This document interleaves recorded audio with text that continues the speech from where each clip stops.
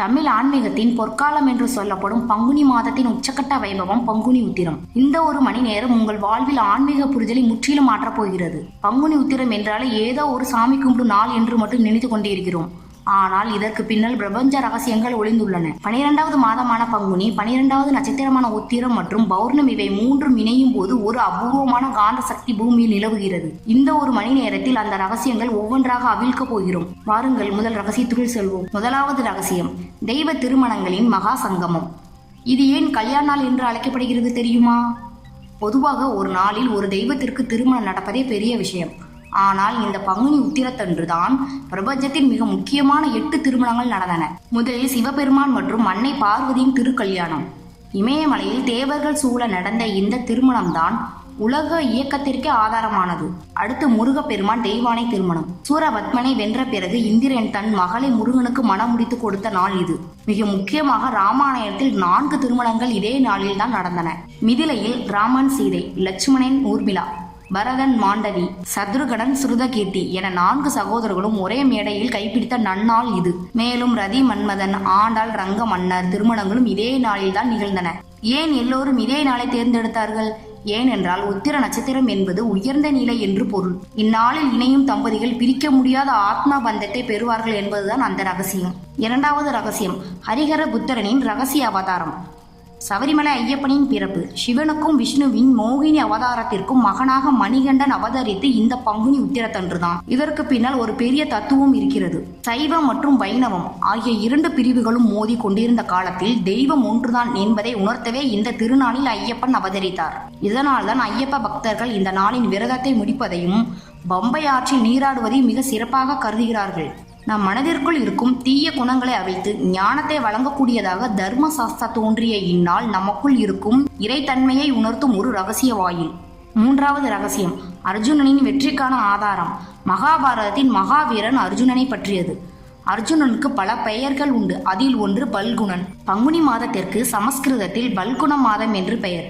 அவர் இந்த மாதத்தில் உத்திர நட்சத்திரத்தில் பிறந்தார்.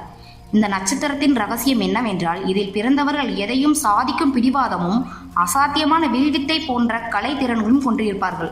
அர்ஜுனன் போர் முனையில் கலங்காமல் நின்றதற்கும் கிருஷ்ணனின் அருள் பெற்றதற்கும் அவர் பிறந்த இந்த நட்சத்திர சக்தியும் ஒரு காரணம். உங்கள் வாழ்வில் நீங்கள் தொடங்கும் காரியங்கள் அர்ஜுனனின் அம்பை போல குறி தப்பாமல் இருக்க வேண்டுமானால் பங்குனி உத்திரத்தன்று அந்த வீரன் பிறந்த நாளை நினைத்து பிரார்த்தனை செய்யுங்கள். நான்காவது ரகசியம், கல்யாண விரதத்தின் அதிசயம். பலருக்கு பல வருடங்களாக திருமணம் தள்ளிக்கொண்டே போகும். ஜாதகத்தில் ஏதேனும் ஒரு தோஷம் தடையாக இருக்கும். அவர்களுக்கு இந்த பங்குனி உத்திரம் ஒரு வரப்பிரசாதம். அன்று அதிகாலை 4:30 மணிக்கு எழுந்து நீராடி நாள் முழுவதும் உணவின்றி விரதம் இருந்து மாலையில் சிவன் பார்வதி திருமணத்தை சந்தித்து வழிபட்டால் அடுத்த பங்குனி உத்திரத்துக்குள் அவர்களுக்கு திருமணம் நடக்கும் என்பது காலங்காலமாக தொடர்ந்து வரும் ஒரு ஆன்மீக ரகசியம். இது வெறும் நம்பிக்கை அல்ல, பல ஆயிரக்கணக்கான மக்களின் வாழ்வில் நடந்த உண்மை. மனதிற்கு பிடித்த வாழ்க்கை துணை அமைய இந்த ஒரு நாளை மட்டும் சரியாக பயன்படுத்தி கொண்டால் போதும். ஐந்தாவது ரகசியம், செல்வத்தின் அதிபதி மகாலட்சுமி பற்றியது. தேவர்களும் அசுரர்களும் பார்க்கடலை கடைந்த போது அதிலிருந்து ஆழகால விஷம், ஐராவதம் என பல பொருட்கள் வந்தன. இறுதியில் பொன்னிற ஒளியுடன் அன்னை மகாலட்சுமி வெளிப்பட்டார். அவர் வெளிப்பட்டு மகாவிஷ்ணுவின் மார்பில் அமர்ந்து அவரை மணமகனாக ஏற்றுக்கொண்ட அந்த மகா முகூர்த்தம் இந்த திருநாளில் தான் நிகழ்ந்தது. இதனால் தான் இந்நாளை லட்சுமி ஜெயந்தி என்றும் சிலர் கொண்டாடுகிறார்கள். வீட்டில் வறுமை நீங்கவும் செல்வம் நிலைத்து நிற்கவும் விரும்புபவர்கள் இந்நாளில் மாலையில் குற்றுவிளக்கேற்றி லட்சுமி அஷ்டோத்திரம் சொன்னால் அந்த வீட்டை விட்டு மகாலட்சுமி என்றும் அகலமாட்டார். ஆறாவது ரகசியம், அகத்தியரின் தென்னக தரிசனம். இது ஒரு வரலாற்று அதிசயம். கைலாயத்தில் சிவன் பார்வதி திருமணம் நடந்தபோது ஒட்டுமொத்த உலகமே அங்கு கூடியதால் வடதிசை தாழ்ந்து தென் திசை உயர்ந்தது. உலகை சமநிலைப்படுத்த சிவன் அகத்திய முனிவரை தெற்கே அனுப்பினார். அகத்தியர் மன வருத்தத்தோடு கிளம்பினார். இறைவா, உங்கள் திருமணத்தை காணும் பாக்கியம் எனக்கு இல்லையா என்று கேட்டார். அதற்கு சிவன், அகத்தியா, நீ தென்னகம் செல், அங்கே உனக்கு என் திருமணம் கோலத்தை காட்டுவன் என்று வாக்களித்தார். அப்படி அகத்தியருக்கு திருமணம் கோலத்தை தரிசனம் தந்த நாள் இதுதான். இன்றும் திருக்குற்றாலம் போன்ற இடங்களில் இந்த ஐதீகம் கொண்டாடப்படுகிறது.